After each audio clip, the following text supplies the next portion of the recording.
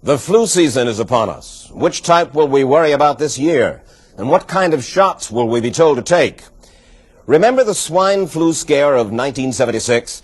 That was the year the U.S. government told us all that swine flu could turn out to be a killer that could spread across the nation. And Washington decided that every man, woman, and child in the nation should get a shot to prevent a nationwide outbreak, a pandemic. Well, 46 million of us obediently took the shot. And now 4,000 Americans are claiming damages from Uncle Sam amounting to $3.5 billion because of what happened when they took that shot. By far the greatest number of the claims, 2/3 of them, are for neurological damage or even death, allegedly triggered by the flu shot. We picked up the story back in 1976 when the threat posed by the swine flu virus seemed very real indeed.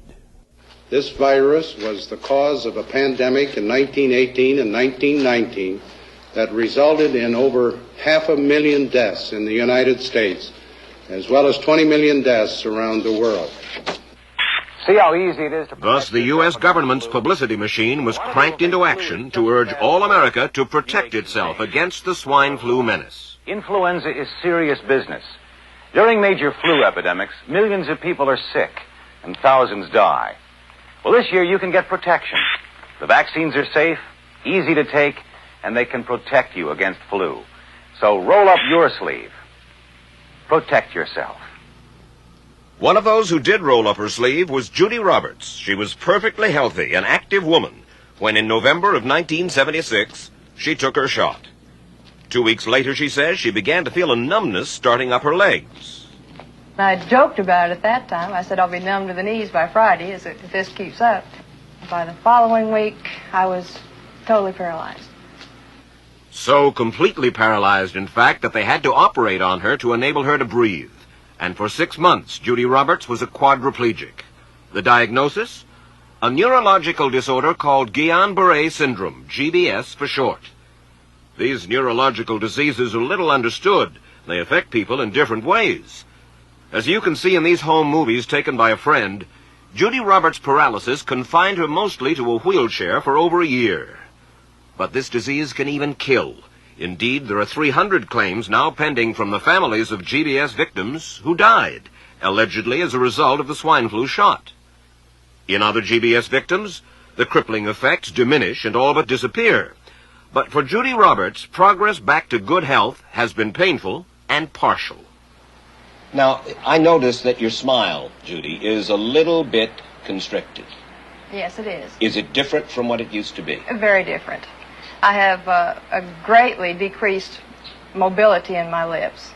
And I can't drink through a straw on the right-hand side. I can't blow out birthday candles. I don't whistle anymore, for which my husband is grateful. It may be a little difficult for you to answer this question, but have you recovered as much as you are going to recover? Yes, this is it. So you will now have a legacy of braces on your legs for the rest of your life? Yes, the weakness in my hands will stay, and the leg braces will stay. So Judy Roberts and her husband have filed a claim against the U.S. government. They're asking $12 million, though they don't expect to get nearly that much. Judy, why did you take the flu shot? I'd never taken any other flu shots, but I felt like this was going to be a major epidemic.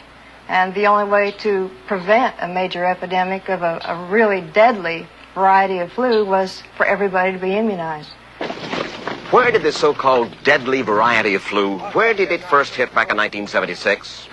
It began right here at Fort Dix in New Jersey in January of that year when a number of recruits began to complain of respiratory ailments, something like the common cold.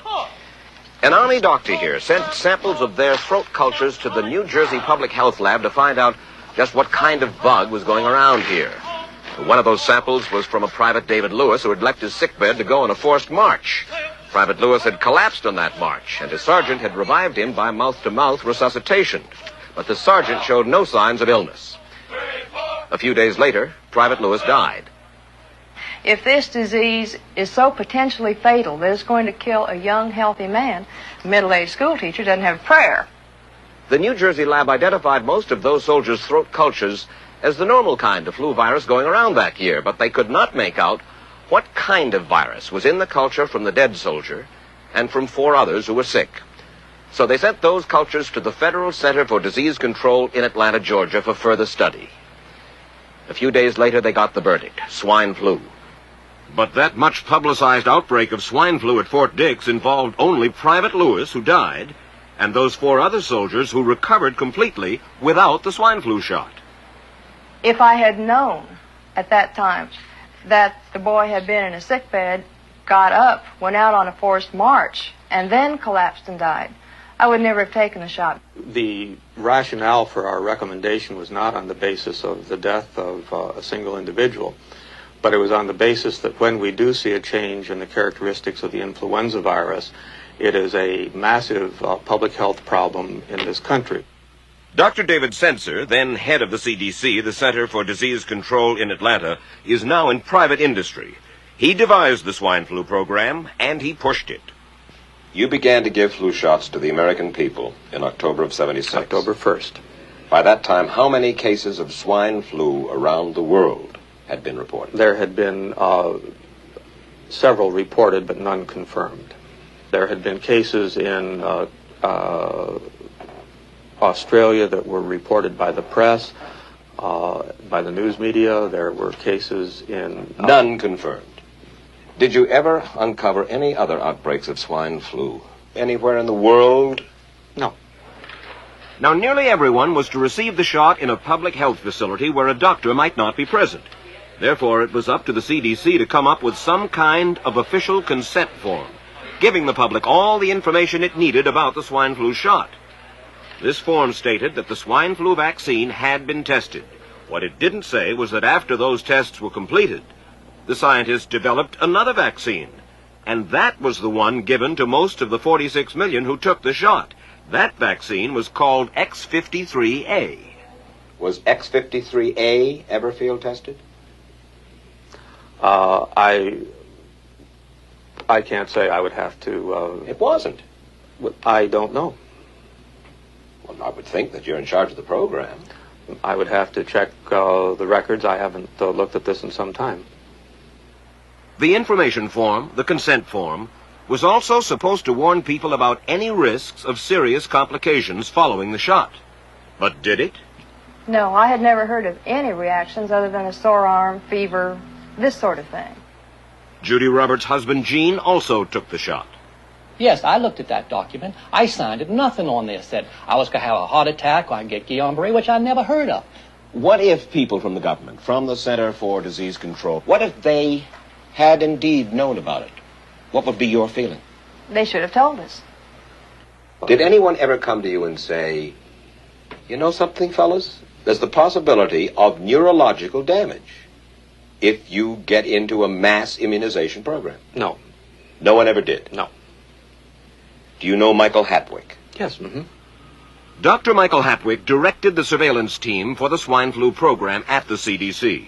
His job was to find out what possible complications could arise from taking the shot and to report his findings to those in charge. Did you know ahead of time, Dr. Hatwick, that there had been case reports of neurological disorders, neurological illness, apparently associated with the injection of influenza vaccine? Absolutely. You did? Yes. How'd you know that? By review of the literature. So you told your superiors, the men in charge of the swine flu immunization program, about the possibility of neurological disorders? Absolutely. What would you say if I told you that your superiors say that you never told them about the possibility of neurological complications? That's nonsense. I can't believe that they would say that they did not know that there were neurological illnesses associated with influenza vaccination. That simply is not true. We did know that. I've said that Dr. Hatwick had never told me of his feelings on this subject. Then he's lying. I guess you would have to make that assumption. Then why does this report from your own agency, dated July 1976, list neurological complications as a possibility? I think the consensus of the scientific community was that the evidence relating neurologic disorders to influenza immunization was such that they did not feel that this association was a real one. You didn't feel it was necessary to tell the American people that information? I think that over the years we have tried to inform the American people as fully as possible. As part of informing Americans about the swine flu threat, Dr. Sensor's CDC also helped create the advertising to get the public to take the shot. Let me read to you from one of your own agency's memos planning the campaign to urge Americans to take the shot. The swine flu vaccine has been taken by many important persons, he wrote. Example, President Ford, Henry Kissinger, Elton John, Muhammad Ali, Mary Tyler Moore, Rudolph Nureyev, Walter Cronkite, Ralph Nader, Edward Kennedy, etc., etc. True?